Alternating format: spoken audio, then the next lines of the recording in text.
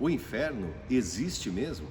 Bem, essa é uma pergunta que não somente pessoas que não creem em Jesus ou que são ateus têm. Até cristãos têm.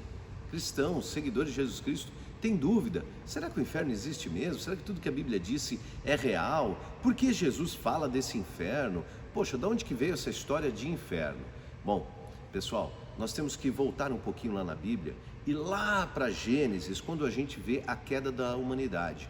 Quando Adão e Eva desobedecem a Deus e aí levam toda a humanidade consigo em desobediência, eles são banidos do Éden. Uma vez banidos do Éden, primeiro passo, eles perderam aquele contato diário com Deus. 2, a palavra era que se eles entrassem nessa desobediência, certamente morreriam. Alguém vai falar, poxa, mas eles estavam vivos. Mas esta morte era separação de Deus, separação eterna de Deus. Então, Deus está onde? No seu reino absoluto, abençoador, um reino de luz, de paz, de amor, de alegria, de vitórias. E aí o ser humano foi separado disso.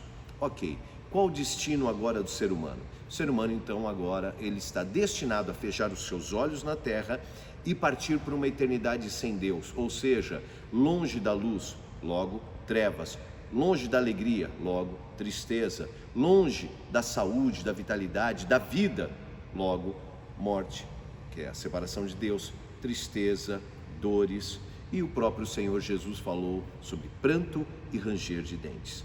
Então, nós vamos pensar no seguinte, esse é o destino do ser humano, tudo bem, então todo ser humano está destinado a essa perdição. Diz a palavra, inclusive, que todos pecaram e todos, sem exceção, estão destituídos da glória de Deus. Bem, Deus quer isso? Não. Então o que Deus diz lá no capítulo 13 de Gênesis, versículo 15, ele diz que colocaria inimizade entre a mulher e a semente da mulher e a serpente. Então, quer dizer, haveria uma batalha. O ente que viria através da mulher, esse Messias, ele seria ferido no calcanhar, ou seja, a serpente conseguiria feri-lo, mas não vencê-lo, porém ele pisaria a cabeça da serpente. Bem, então há uma profecia lá em Gênesis 3,15, então Deus, vendo que toda a humanidade está perdida, ele deu uma condição para que a humanidade possa ser restaurada. E o que é necessário para essa restauração? Que alguém pague o preço do pecado original de Adão e Eva. Alguém tem que pagar esse preço. E qual é o preço? Trevas, pranto, ranger de dentes, sofrimento, tristeza, por aí fora, o inferno. Esse é o destino de todos. Então alguém tem que pagar esse preço. Todas as pessoas que aguardaram nessa profecia de Gênesis 3,15 ficaram aguardando, mesmo que já tenham fechado os olhos na terra, ficaram na eternidade aguardando o cumprimento desta palavra profética do próprio Deus. E óbvio, ela se cumpre em Jesus Cristo.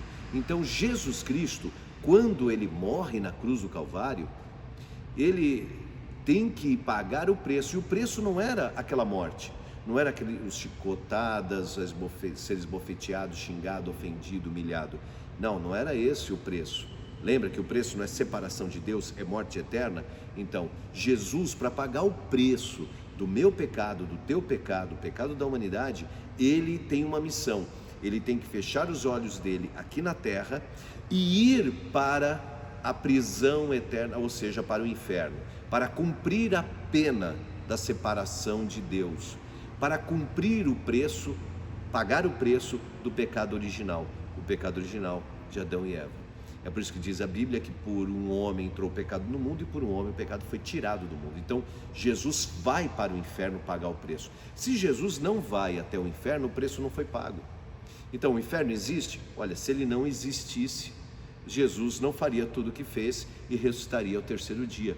Ele vai justamente até o inferno pagar o preço do pecado original, e aí sim, depois ao terceiro dia ele ressuscita. Então sim, o inferno existe e essa sentença existe, mas aqueles que creem em Jesus Cristo vão ser, obviamente, abençoados pela sua entrega vicária, pela sua entrega por toda a humanidade.